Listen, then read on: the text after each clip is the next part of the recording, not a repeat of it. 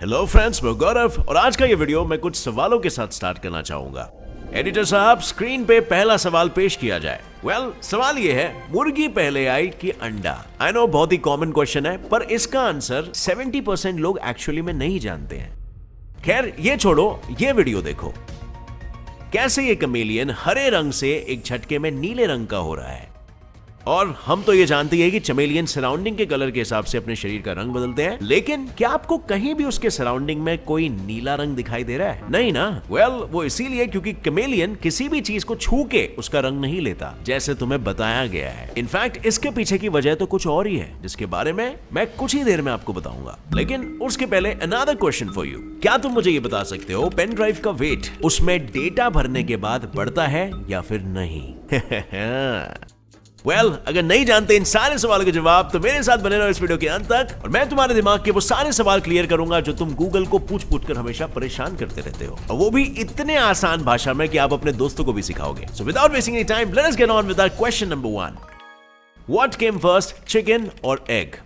अब फ्रेंड्स, ये सवाल थोड़ा सा ट्रिकी है और काफी हद तक डिपेंड करता है आपके इंटरप्रिटेशन पर। अंडा डेफिनेटली सबसे पहले आया, क्योंकि मिलियंस ऑफ इयर्स पहले डायनासोर्स अंडे देते थे और मछलियां भी अंडे देती थी, और तो और समुद्र से निकलकर जमीन पे कदम रखने वाले पहले जीव तक अंडा देते थे। एक मुर्गी जिसका साइंटिफिक नेम है गैलस गैलस डोमेस्टिकस के अस्तित्व का सबसे पहला रिकॉर्डेड एविडेंस है करीब 58,000 साल पहले। तो इससे तो ये बात साफ हो ही जाती है कि अंडा इन जनरल मुर्गी से पहले आया। लेकिन क्या अगर हम हमारे क्वेश्चन को रीस्टेट करें, क्या पहले आया, मुर्गी या मुर्गी को देने वाला अंडा?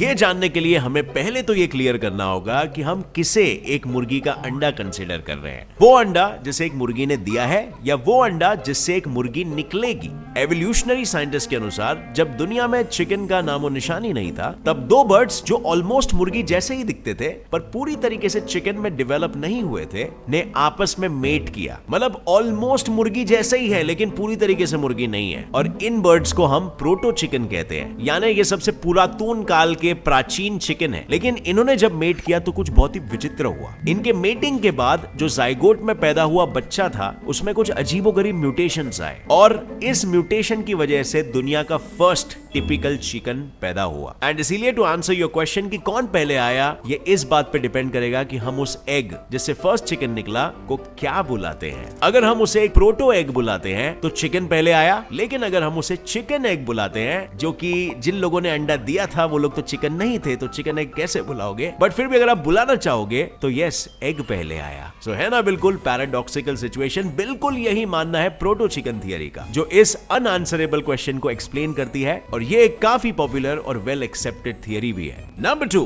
क्या पेन ड्राइव्स और हार्ड ड्राइव्स का वेट बढ़ जाता है उसमें डेटा स्टोर करने के बाद? अब फ्रेंड्स, ये तो हम सभी ने कभी ना कभी सोचा ही होगा कि पेन ड्राइव्स का वेट डेटा उसमें डालने के बाद बढ़ता होगा या फिर घटता होगा। आई मीन, जब आप डेटा उसमें भर रहे हो तो उसका वेट बढ़ना चाहिए, राइट? भले ही एकदम थोड़ी सी मात्रा में, बट बढ़ना चाहिए। सो इसका जवाब डिपेंड करता है आप कौन से टाइप का पेन ड्राइव या हार्ड ड्राइव यूज कर रहे हो उस पर। क्या तुम फ्लैश मेमोरी यूज कर रहे हो या फिर मैग्नेटिक ड्राइव्स यूज कर रहे हो? चलो एक एक करके समझते हैं कि दोनों में क्या डिफरेंस है और क्या इनका वेट सही में बढ़ता है या नहीं। सो फ्लैश मेमोरी की अगर हम बात करें तो ऑब्वियस है, हम डिजिटली इंफॉर्मेशन को स्टोर कर रहे हैं। मतलब हमारा पूरा का पूरा डेटा जीरोस और वंस के फॉर्म में स्टोर्ड है, जिसे हम बाइनरी फॉर्म कहते हैं या फिर कंप्यूटर की लैंग्वेज कहते हैं। और फ्लैश मेमोरी में डेटा स्टोर होते हैं छोटे छोटे ट्रांजिस्टर्स के अंदर, और इन फ्लैश ड्राइव्स में बिलियंस ऑफ ट्रांजिस्टर्स होते हैं। अब अगर तुम्हें ट्रांजिस्टर क्या होता है नहीं पता, तो तुम सिर्फ इतना याद रखो कि इसके अंदर तुम इलेक्ट्रॉन्स को स्टोर कर सकते हो और निकाल सकते हो। अब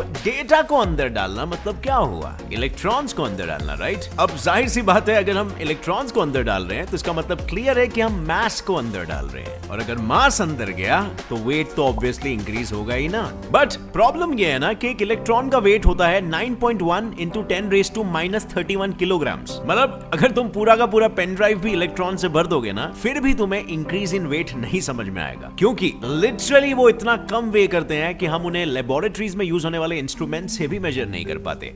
अब आप लोगों में से कुछ लोग होंगे जो बोलेंगे, यार गौरव पका रहा है, पेन ड्राइव में डेटा एनर्जी के फॉर्म में स्टोर होता है। तो भाई उस एंगल से भी देखोगे ना, तो आइंस्टाइन ने एनर्जी का इक्वेशन दिया है, E = टू mc स्क्वायर। और इस इक्वेशन में तो डायरेक्टली दिख रहा है कि energy is directly proportional to mass, मतलब अगर एनर्जी इंक्रीज हुआ तो वेट बढ़ेगा ना, बट वेट उतना इंक्रीज नहीं होगा जितना तुम मेजर कर पाओगे या फील कर पाओगे। सो चलो अब बात करते हैं मैग्नेटिक ड्राइव्स की। इसमें ना कुछ ऐड होता है और ना ही कुछ निकाला जाता है, बल्कि इनमें एटम्स के मैग्नेटिक स्पॉट्स बनाए जाते हैं। मतलब अगर इनमें डिजिटल जीरोस लिखना चाहते हैं तो कुछ एटम्स को साथ में किसी एक डायरेक्शन में मैग्नेटाइज कर दिया जाएगा, और अगर डिजिटल वंस लिखना है तो इसमें भी एटम्स मैग्नेटाइज होंगे जीरोस के ऑपोजिट डायरेक्शन में, और लो आपका डेटा स्टोर हो गया। इसमें ना हमने कुछ एक्स्ट्रा ऐड किया और ना ही कुछ एक्स्ट्रा निकाला, और इसीलिए पेन ड्राइव्स या हार्ड ड्राइव्स जिनमें मैग्नेटिकली स्टोरिंग डेटा वाली टेक्निक यूज की जाती है उनका वेट जरा भी नहीं बढ़ेगा। सो इसका सिंपल आंसर था no rocket science. Number 3, how do chameleons change their colour. जब चमेलियंस की बात आती है ना, ज्यादातर लोग बहुत सारी गलत फहमियां पाल के रखे हैं। कैमेलियंस कलर चेंज करते हैं उनके सराउंडिंग से कैमोफ्लेज करने के लिए। ये है वन ऑफ द बिगेस्ट गलत फहमी, पर असल में ऐसा बिल्कुल नहीं है। सारे कैमेलियंस कलर चेंज करते हैं अपने बॉडी टेम्परेचर को मेंटेन करने के लिए। मतलब अगर उनकी बॉडी ठंडी हो जाए तो उनका कलर डार्क हो जाता है ताकि वो ज्यादा हीट एब्जॉर्ब कर सके, या फिर उनका कलर बदलता है किसी फीमेल कैमेलियन को आकर्षित करने के लिए, और बहुत सी बार उनका कलर चेंज होता है उनके मूड के हिसाब से भी।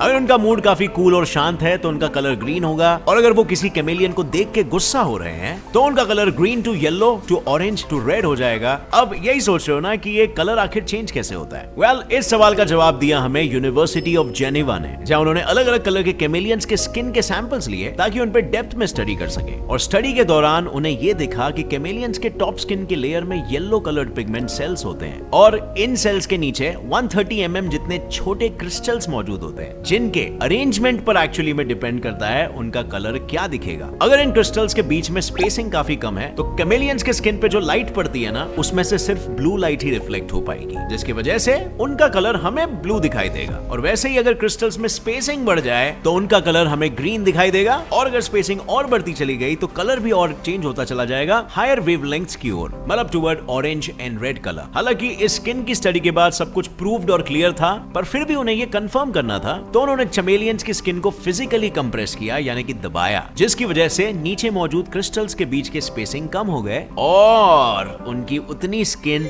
ब्लू दिखने लगी। और जैसे ही प्रेशर हटाया, स्किन फिर से ग्रीन कलर में दिखने लगी। सो उम्मीद है अब आपका मिसकंसेप्शन टूट गया कुदरत के इस करिश्मा को देखकर। नंबर 4, क्या सूसू रोक कर रखना हानिकारक होता है? क्या कभी तुम्हारे साथ ऐसा हुआ है कि सुबह सुबह तुम्हें काफी कस के सूसू आई हो, पर तुम ये सोचते हो कि यार नींद ज्यादा इंपॉर्टेंट है, एक बार उठ गया तो वापस सोने नहीं होगा, और फिर तुम कुछ देर के लिए सो जाते हो।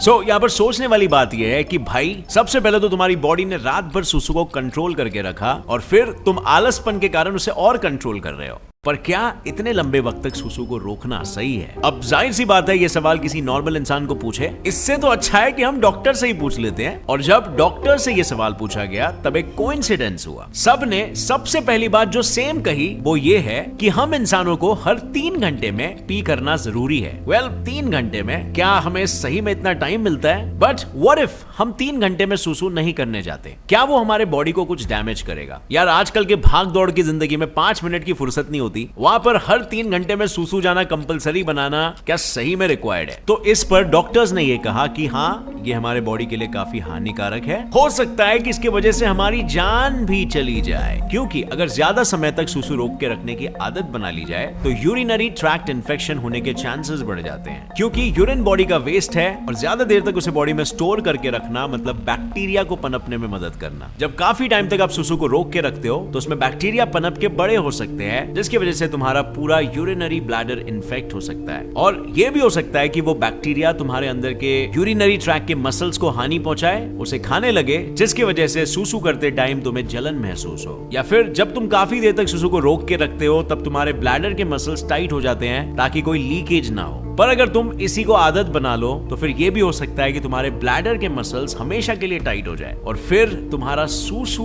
बाहर निकलना मुश्किल होता चले जाए और इवेंचुअली हो सकता है स्टॉप हो जाए। और बहुत से रेयर केसेस में यह भी देखा गया है कि यूरिनरी ब्लैडर ही फट गया, लाइक बूम। सो या जान को खतरा हो सकता है, बट व्हाट इफ हमें किसी दिन लंबे वक्त तक के लिए रोकना पड़ा, हमारे पास कोई और चारा था ही नहीं, तो फिर what is the maximum limit of time? इस सवाल का जवाब भी दिया है हमें डॉक्टर्स ने एक टेबल की मदद से, जिसमें उन्होंने हमारे साइज ऑफ यूरिनरी ब्लैडर और amount of urine produce per hour का काउंट दिया। जैसे कि तुम्हें अभी स्क्रीन पे दिख रहा होगा, 1 साल के बच्चे का ब्लैडर 1 घंटे में भर जाता है, वहीं एक एडल्ट के ब्लैडर भरने में 8 से 9 घंटे तक का समय चले जाता है। बट अगर तुम 10 घंटे से भी ज्यादा रोक के रखोगे तो यूरिनरी ब्लैडर के मसल्स परमानेंटली टाइट होने के चांसेस बढ़ जाते हैं, और अगर ये रिपीटेडली किया जाए तो बेशक ये सच भी साबित हो सकता है। सो या never go without peeing more than 10 hours. तो चलो फ्रेंड्स, अब मैं तुम सभी के लिए एक क्वेश्चन छोड़ना चाहूंगा जो वैसे तो थोड़ा वाकड़ा तिकड़ा है, बट इसे एकदम गौर से सुनना।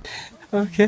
खुजली करने से जो तुम्हें राहत मिलती है ना, वो राहत आखिर क्यों मिलती है? मुझे बताना इसका जवाब नीचे कमेंट सेक्शन में। और अगर तुम सच्ची के गेट सेट फ्लायर हो, आई मीन मेंटली एटीट्यूड से, और हाँ हमें फॉलो भी करते हो, तो तुम्हें आइडिया होगा कि इस सवाल का जवाब हमने पहले के एक आस्क जीएसएफ के वीडियो में दिया है। और अगर वो आपने नहीं देखा तो जाओ जाके देखो उस सवाल का जवाब क्या है, और नीचे कॉमेंट में आके हमारे साथ शेयर करना। और अगर आज के इस वीडियो में कुछ भी नया सीखने मिला तो एक लाइक जरूर ठोकना। Get set fly science channel को अभी सब्सक्राइब कर लो और बेल नोटिफिकेशन ऑन करके ऑलवेज का ऑप्शन सेलेक्ट कर लेना, क्योंकि ऐसी दिमाग वाली बातें मैं आपको बताने वाला हूं ना कि आप अपने दोस्तों के साथ शेयर करोगे ना, सभी के दिमाग चकरा जाएंगे। See you in the next one. Till then, as always, stay curious, keep learning and keep growing. जय हिंद।